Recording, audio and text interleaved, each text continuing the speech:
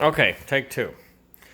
So today, on my 1999 E-350 Super Duty, maybe I don't know if it is or not because it's not dually, but it is the XL, the extended cat. It is the extended van. It goes like 5 feet from the back wheels. I don't know if it's the club wagon or what it is, but all I know is it goes 5 feet or so from the back wheels. It's a big long ass van. I've been troubleshooting an ABS issue. And I'm not no mechanic. You'll see that I'm not recording this in any garage or anything. There's my ham radio stuff right there. Definitely the signs of a bachelor, but anyhow.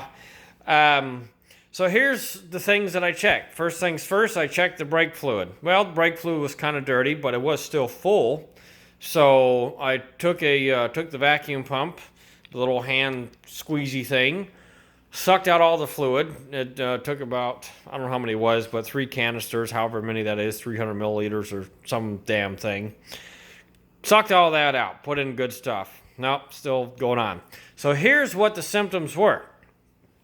When you turn the van on, not stepping on the brake, when you put it in the run position, before you put it in start, but when you put it in the run position, the lights will come on and you'll hear a click from the ABS relay. They'll turn off, they'll turn right back on. Start the van, they'll turn off, they'll turn right back on, and they'll stay on the entire time. And this has been like that forever. So today, in my failing of the Texas safety inspection, I could have probably went to a shady inspector and said, hey, here's some beer, just pass this for me. It's like, I wanted to solve this and get this over with, because there's going to be that one time when I'm pulling a trailer, when it's raining, when I'm in the middle of fucking nowhere, that it'd be real nice to have ABS brakes to make sure that I can bitch about something else in another day. So I wanted to solve this. Anyhow, so I changed out the brake fluid, flushed it all out, and then, okay, that didn't do anything. All right, got all the pressures, everything was peachy, hunky-dory. And then I did a little test. Something I have to do on the Volt is step on the brake in order to start it. So in that van, I never did, except, the only time I ever stepped on the brake in the van was to take it from park and put it in drive. So this time I stepped on the brake, put the key in the ignition, and then started it. The lights clicked off, clicked on, clicked back off, stayed off. But they turned right back on, the red warning light and the ABS light, as soon as I took my foot off the brake. Let me show you what I changed out after all this 8 hours of rigmarole. Okay, so here we are under the van.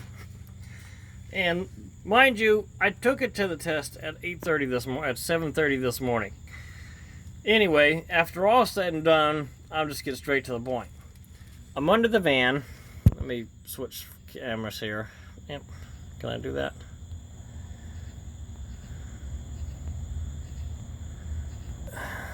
Oh, sorry, I guess I can't. Okay. So, that right there is on top of the differential, is the ABS speed sensor. Okay. That thing tested bad. So I looked at the manual, or the service manual, and said that thing should be 2,000 ohms. Not any other crazy numbers that people said. 2,000 ohms is what the manual says. It's in 40, under the hydraulic brake section, 42-2 is the page number of the schematic I was looking at. And it said it should be 2,000 ohms. That thing right there. So I measured it. I took this off. Those little clips there. I put two flathead screwdrivers on the bottom, 2 flathead screwdrivers to gently push them out. And then took another thing to gently push it off the side, because it is 20 years old. I don't want to break the clips.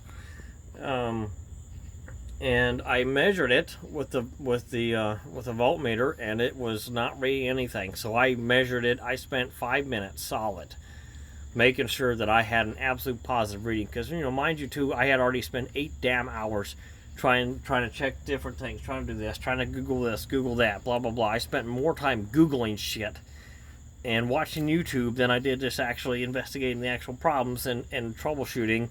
Okay, first things first. If there's a problem, let's check the sensors. because sensors do go bad, especially on a 20-year-old car. So keep that in mind when you start having issues.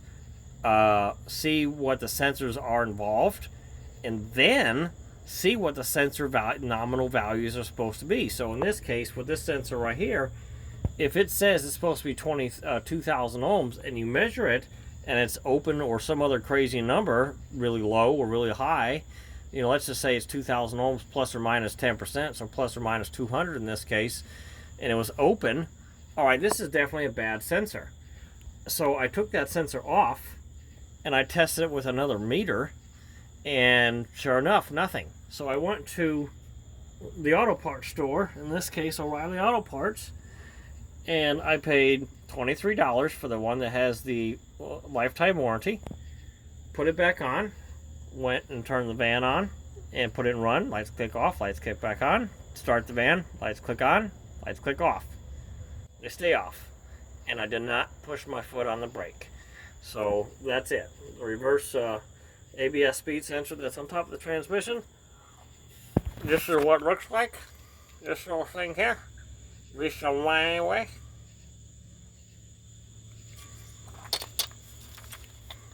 A $13 part caused all those troubles. Now I'll be able to pass inspection. Yay! Thanks for watching till the end, because I guess nobody does it anymore because they're stupid.